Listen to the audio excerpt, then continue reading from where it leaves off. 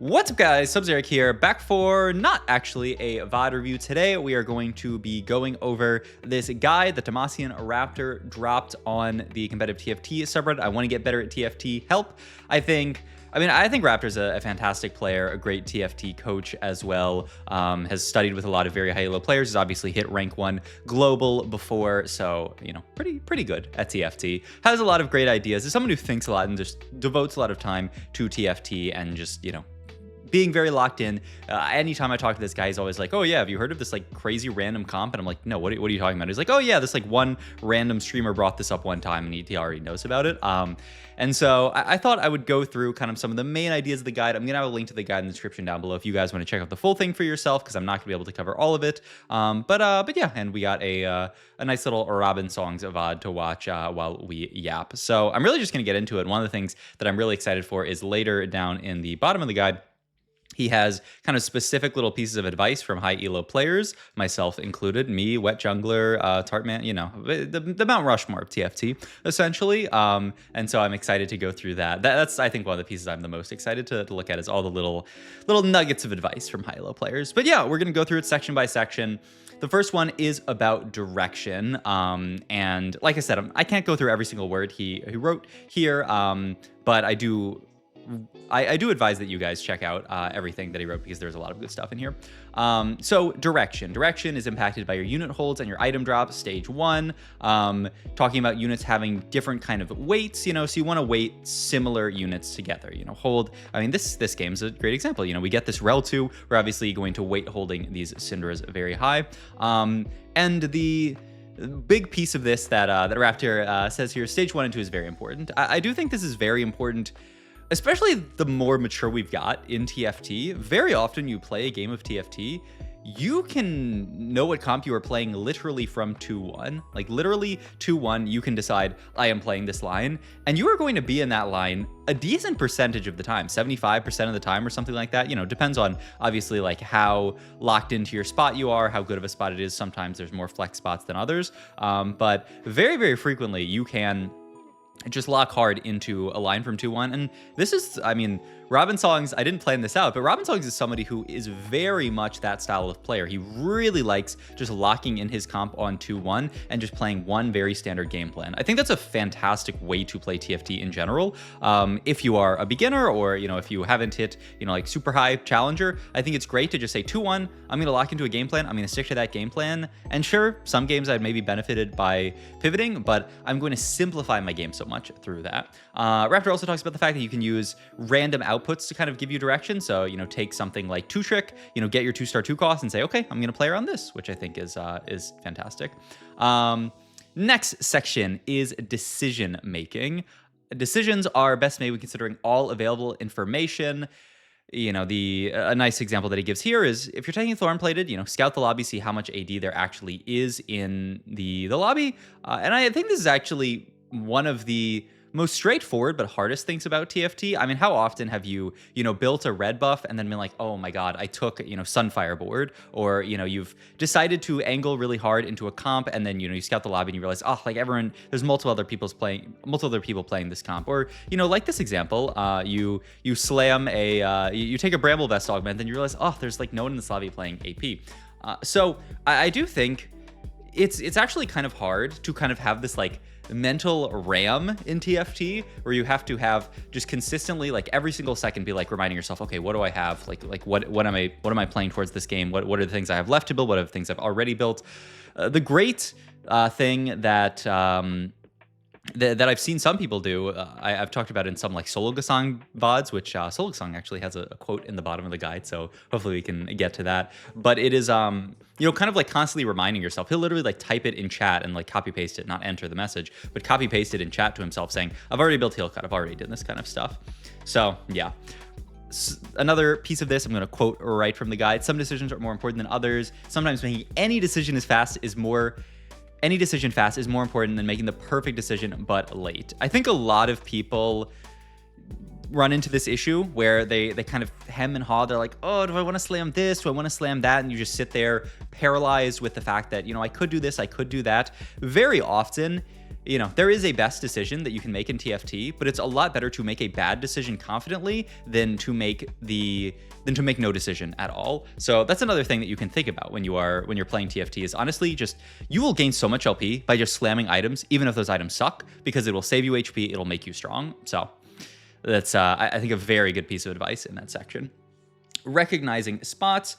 So the Raptor talks in this section about thinking about what you are playing for. I think this is something that a lot of people miss, and it's definitely a more like meta skill in TFT where, you know, really new players to TFT just don't get this idea that you can't play for first every single game. Sometimes your highest average placement in the game is going to be a 5th, and going 5th instead of 8th is really good. That's still 3, you know, placements improved, and that's a lot of LP that you gain losing just a little bit going 5th as opposed to losing a ton going 8th. And so just understanding the context of the lobby, Raptor gives the example here of saying, okay, there's someone who hits 7 Crystal Gambit on 4-2. We're never going to win out that game. It's just impossible. So in that lobby, prioritizing HP is really helpful. This is something that I think, like I said, is kind of a meta skill. As you get further down and better at TFT, you can kind of better understand, okay, these are the spots where I can play for first. These are the spots where I'm just trying to not go 8th. And so but once you have developed those fundamentals, if you say, you know, like I'm a Masters player, I feel like I have a pretty good understanding of how to play the game. It is really good to start saying, okay, what is actually, like, try to predict what's going to happen in this lobby. Who's going to win out the lobby? Who's going straight 8th? And then this can also be good to just kind of stretch your muscles, your mental muscles in TFT. You know, the other example of this is like predicting fights. Just saying to yourself, okay, what is going to happen here? And if it's something completely different from what you think, that's actually valuable as well, because that is information to say, okay, I thought that, you know, this player in the lobby was going to win out, and then they actually ended up going 8th. Maybe I'm not understanding that line correctly. So these kind of like meta thinking and like understand, it's macro, I think of it in TFT, which is a funny concept because most people think of macro, you know, in like League of Legends, what's happening on the map and all this stuff. But there is a macro game in TFT as well. Next section, economy. There's a few pieces to this. One is that making, you know, your 50 gold is really good, but spending gold is also something that a lot of people are very bad at, honestly. A lot of people like to just, you know, sit above 50 gold the entire game and just be so locked in keeping that 50 gold. It's not, it is definitely not always your best bet to just, you know, prioritize making 50 gold above all else. Oftentimes you can say, you know, I could spend 10 gold here, drop down to 40 gold, and it might spike my board immensely. You know, that could be 10 gold rolling when I have a bunch of pairs on my bench, and all of a sudden maybe I was going to take 30 damage stage 3, and instead I take, you know, 5 damage instead because I'm actually like really strong. That is, I mean, that's a huge amount of value that you get just by spending, you know, 10 gold, especially if you're going to end up spending that gold later. Raptor also talks about thinking about the closest realistic spike. This is something that I think Raptor's really good at and probably doesn't even realize that he's good at, where you're in a game of TFT, and I think he's someone who just kind of naturally says, okay, I'm playing, you know, this board right now, 3 Prodigy, 3 Stargating, 2 Bastion. What is my next in on this board? Well, obviously Battle Academia would be nice, but I mean, I hit this Smolder here. I can play the Smolder on this board. Obviously I have Sork as well, so, you know, if I hit something like a Rakan plus a Kennen, that could be a really nice in as well. I have this Caitlyn here. Is that actually stronger on my board? No, it's not, because we're not actually carrying Battle Academia units. Just doing that kind of background work in your head to say, you know, what units are going to be next best in on my board makes it so much easier, because when you see those units, immediately you pick them up and play them. And missing something like that, missing a strongest board can, you know, end up losing a streak. I mean, Robinsong's 10 streaking this game because he has been playing his strongest board. If you end up losing your streak, and look, he finds this Nico, fits it in here. It's a Star Guardian, great onto the board as well. Like, there is so much value in that. And then kind of balancing that with knowing, you know, how much to roll, which is, there is no guy that can tell you every single time, you know, always roll this time, never roll this time. It is just a calculation that you have to do in your mind of like, okay, I'm in X spot, I'm in, you know, Y spot. Like, maybe I will roll here, maybe I won't. I really just have to, you know, figure it out and make that decision for myself. Next section, managing roll downs. There is kind of there's a great bit in here that he talks about. If you're trying to go like fast 9, build a board on 9, you need around 70 or more gold. I think so many people underestimate how much gold they need to actually build a board on 9. A lot of people are like, I went fast 9, I had 50 gold, and I rolled down to 0, and my entire board was 1 star, and I died. The game sucks. No, I mean, you might suck, buddy. Just because, like, making it to 9 with 50 gold is just not enough. So I think this is very smart. And he talks about, the way to do this with every comp is think about how expensive the board you are going to play is and how stable you are going to be on 1 stars. You don't have to hit your entire board stage 4. You can just stabilize enough to be stronger than, most other players, and then that oftentimes is enough to, make it to stage 5, enough time to actually be able to roll for everything. So, sometimes, yeah, you can stabilize your board on a Rise 1, and that's very good. I mean, the game that Robin's playing, he's actually really teeing up a lot of these points very well. We are, Jinx 1, we don't have Cassante, we're just 6 star already on this board, but that doesn't mean we have to send it to 0 gold here, because, I mean, we're carrying these units, we feel pretty good here. We roll a bit, we find Cassante 2, boom, all of a sudden we have our tank here. We didn't have to roll to 0 there, so Robin actually doing a great job of showing off all this stuff in action. It's actually incredible here. All right, next one is understanding comps. This is a really hard one because I think it's the least straightforward, but one of the best ones to understand is thinking about what makes a comp work. What is the driving force of this comp? What makes this comp good? The Zyrakan comp, it is playing for, a Rakan that is going infinite and just healing himself back up to full. In some comps like Sorcerers, it can be just blowing up their front line really quick, getting that Sorcerer proc and just boom, boom, boom, like one-shotting their entire board. Boards like the Yuumi board, buying a lot of time. The Ashe board, having an insanely tanky Udyr and an Ashe that is allowed to scale up with stuff like Winsus and Krakens. So I do think this is another fantastic piece of advice, and it's another one of those situations where I do think just stretching that muscle in your head, saying, what does this comp do? Asking yourself that question, I think will go really, really, really far. Even if you have the wrong answer in your head, just thinking about it, thinking about your comp and saying, this comp is more of a stall comp. And then you take a stall augment for it. And then you realize, oh, wait a minute, maybe the comp's not as much of a stall comp as I thought it was. Or Ascension's a great example in stall comp. Sometimes you take Ascension in a comp that is a stall comp, in a Zyrakan comp. And then you realize, wait, I don't actually need more stall in this comp, something that is going to win me the fight once I do actually need more stall. I don't need something that's going to win me the fight once I've stalled, because Archangels, Titans, that's going to win me the fight once I've stalled. Krakens, Gwinsu. What I need is more stall. So, you need tank power-ups and augments and things. You don't read, in that comp, you're obviously usually going the fan service, though. A little bit rest in peace after the B patch, but, I think it's still playable. So, yeah, I think just literally doing that thinking, once again, so much of this comes down to just being mentally active, just thinking, just not playing lazy TFT and saying, whatever, I'm just going to do, it doesn't matter. I'm just going to do the easiest thing. It's actually thinking through these things. You will gain so much LP if you actually just actively think, instead of just, well, TFT Academy says play these units on my board. I'm always going to play these units. I'm always going to pick these augments and just do 0% thinking. It's just, you're not going to be a great TFT player if you do that. Learning to learn is another great piece. Research stats, watch streams, do VOD reviews. Getting coaching is obviously good. One thing that Raptor talks about is these things can often be better than spamming games. I think there are a lot of players out there. I've coached a lot of players where I look at their games played and I'm like, you have 600 games played this set. You have 500 games played this set, and you are hard stuck at your rank.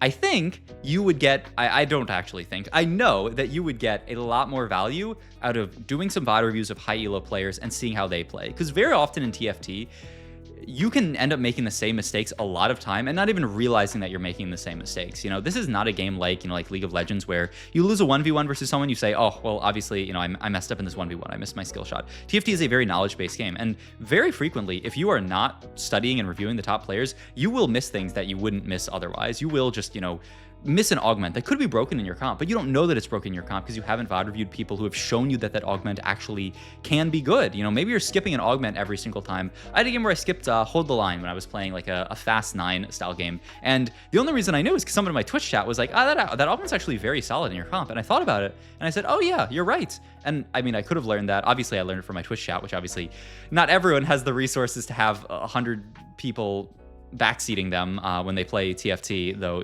sometimes it's not a bonus. But you can get that backseating effect by getting coaching or doing, I think the easiest way, if you don't want to, spend money, coaching is a great way if you have money to do it, but not everyone has the resources to just, get coaching from great players. you can just very easily VOD review top players like Wajan Iverson, who, streaming so frequently, Dish Soap. I mean, so many of the best players in the world stream. You could literally just watch the best player in the world and get their information for free. And oftentimes a lot of these players like Wajan Iverson will literally say, I think this comp's really good. I'm taking this augment for this reason. Like it's literally free coaching from the best player, one of the best players in the world. Mental is really good. So it's something quite important for some players. Other players, maybe you have great mental, maybe you're a perfect mental player. I think everybody to some degree, has issues with mental sometimes. One of the big thing is, I think Raptor says here, if you just lost a very frustrating game, maybe hitting the play button is not the best thing you can do. Whenever I am playing for rank, which is when I get the most tilted, I don't get tilted. Like I could go 8th in a game of TFT, in any game of TFT, and it would never tilt me. The only time I'm gonna get tilted is if I'm like, I have snapshots. I need to qualify to Paris, and I just went 8th, and I just lost, 50 LP that could have been the 50 LP that gets me to Paris. That is what tilts me. And so what has helped me in the past, and what Raptor says here is, just if you are in that kind of situation, just don't queue up again. After every single game, even my top ones, I will usually just take a lap, walk around my house, get some water or something. If you can, walk outside, that's great as well. If you can do that, you will increase your AVP by an insane amount, because oftentimes I'll go first and I'll be like jittery. I'm like, oh man, like I just need another 100 LP to, be at the cutoff for the trials or the cup or whatever. And so just taking that time to just kind of mental reset, I think is fantastic. The worst thing you can do is go into a game of TFT thinking about the last game. All right, we have a lot of pieces of advice from people. I'm not gonna make this video too long. I'm probably gonna hard stop at like 25 minutes if I get through there. But Raptor got quotes from, this is like 20-ish players or something like that, and I want to talk through my thoughts on all of them because I think there's a lot of great stuff. So Brosif, make items, even the wrong items, learn what you're supposed to make after. I think, like we talked about, fantastic. So many people get paralyzed by, oh no, I need to make this, I need to wait for my BIS items, and so you sit here with 50 items on bench the entire game. A lot of these actually, people say slam items aggressively, and I think it is such good advice. I think, actually, I said this to Raptor, and I think he took it out of my quote because so many people said slam items, but that was one of the things I said, is slam items. Marcel P. Try to learn/establish patterns that will persist across patches/sets, so the value of your learning will be more permanent. Things like archetypes and what types of augments benefit each one, rolling spiking patterns for each cost comp, line selection, etc. I mean, Marcel's such a smart guy. This is such a smart and thoughtful answer, and it just shows you how much he thinks about improving in TFT, that his advice is not, do this in this meta or something like that. It's learn to get better. And I think that is so smart. It comes back once again to that idea of just like really thinking about what makes this comp tick. Why are these items good? And if you do that, you can start to see similarities and say, oh, you know what? This comp is actually very similar to a comp that, I played last set. It's very similar to like some other vertical comp, or, maybe it's very, very, different from other lines in the past, but it's similar to some line like way in the past. You get a lot of value out of that, of just saying, this is I've played these games before. I've seen a line like this before, and so I get a lot of value out of just, free knowledge, essentially, saying, I know what this line plays like because I've played a very, very similar line in the past. I think is a really smart way of thinking about it. Losher here, organize your practice and have fun when you play. There's a few about enjoying your time in TFT, and I think so many people do just spam games of TFT when they're just not having fun, when they're like, oh, like I'm not having fun, but I want to keep queuing it up because I want to hit some rank goal or something like that. I mean, long and short, if you are not having fun, don't play TFT. Like, there is just no value into forcing yourself to play a game that you are not having fun with. And Raptor says this in the guide as well. I think that's so important. Dewa, play the game, no joke. I think Dewa has great advice here for me and other people who, like, if you are at the point where you're playing like maybe 100 or under 200 games a set, I do think if you can pump those numbers up a bit, that's great. If you're above like 500 games per set, I don't think that applies to you, but it can be good to get more games in if you are, finding yourself just not getting the reps in. One thing that I struggle with is someone who has a full-time job, who also records content, who also does coaching as well, and tries to get streams in as well, is just like sometimes I don't have the reps on the comps that I want because I just have not had enough time to play. And that's actually like a big issue, is not being able to, have the reps and know, okay, what augment do I want in this comp, or just be familiar enough with the comp and say, like, I've played this spot a million times. I need to understand, the ins and outs of it. So that's a really good advice for people like me. Frodan, learn how to learn from your mistakes. I think this is where coaching is really, really good. I will say that Frodan talks about this, and I think somebody else in the guide talks about like reviewing your own games. And I would say reviewing your own games is really hard if you are below, I would say, like masters, even masters players. I think reviewing your own games, you would make your own life a lot harder a lot of the time. Because you're gonna think, oh, maybe I made this mistake, and actually in reality, maybe you didn't make that mistake. Maybe somewhere else in your game you went wrong. So I do think it's a very good idea. But I think one of the best ways that you can learn from your own mistakes is if you constantly feel like, okay, every stage 4, I'm just like having a horrible stage 4. The best thing you can do, I would say, like I said, if you're below like GM Challenger, instead of reviewing your own stage 4s, review someone like Robin Stogs, review someone like Wage and Iverson's stage 4s, and say, okay, what do their stage 4s look like? What are they doing differently from me? Blast at Moon, shout out to Blast at Moon winning the first APAC Tacticians Cup, right? Yeah, shout out Absolute Beast. Slam suboptimal items for tempo. Don't ever sit 4 components on bench. Most units only actually require one of their BIS items to properly function. So great advice there. I'm just gonna hop into another Robin Songs VOD because obviously we're going a little, but I want to talk through a lot of these. We've talked about that, but I think that is a great piece of advice. Solo Gasong. Best skill to learn is line recognition / organizing or recognizing openers. I do think this is very true as well. Like we talked about, openers are so important, and the more TFT has been kind of turned into a science of a game where I need to find the broken line for my spot, is, the more it has become that game, the more this has become a very important skill, especially in patches like Class Patch, which is more of a reroll patch. Having the correct line from 2-1 versus not could be the difference between going 1st or 8th. So very good advice there from Mr. Solo Gasong.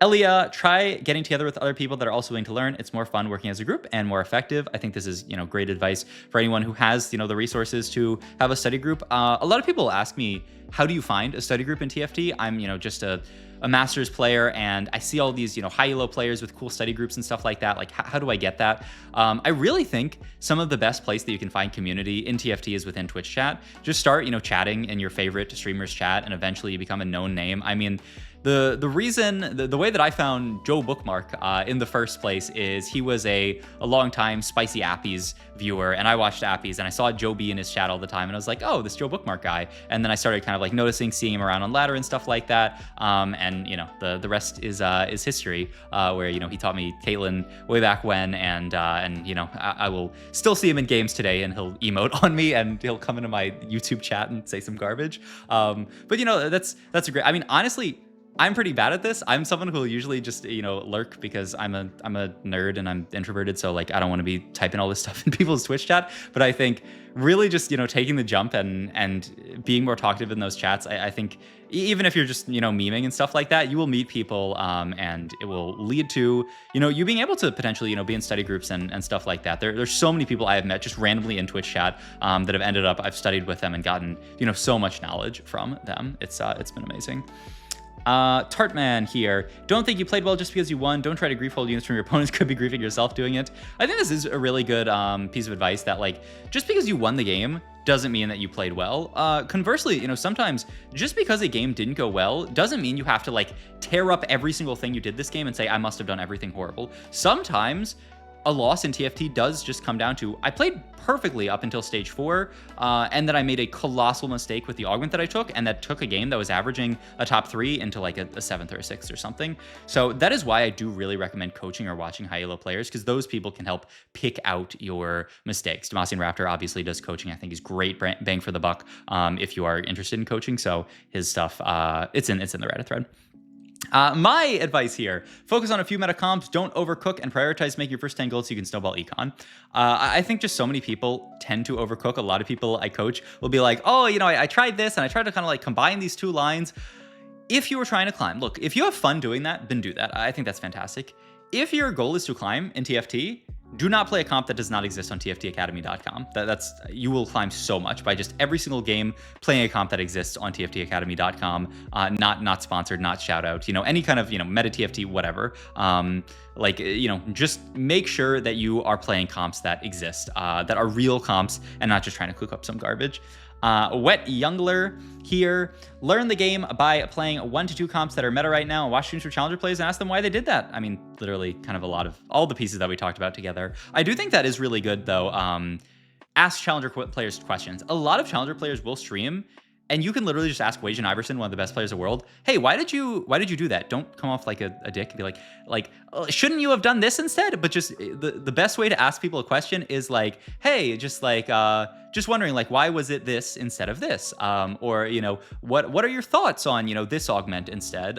Or, just most TFT streamers, there are a few who will, jump down your throat if you ask questions, but a lot of them will be very nice and will answer your question very earnestly. Oh my god, I'm not going to get all 3 of these. Okay, lightning round. Coinid here. Never think you have something truly figured out in TFT. Always look for more opportunities to improve. Very, very smart. A lot of people get ego and think, I'm doing all this stuff right. I get this a lot with people I coach who are like, I think my early game's really good, my late game's the problem. Then I watch their early game and I'm like, your early game could use some work too. So don't get too much of an ego. Always have a learning mindset. Dank memes. The game is about playing a strong board, not about econ or slamming perfect items. I think that is a great quote, by the way. It goes back to all of this like slamming item stuff, but I think really, really smart.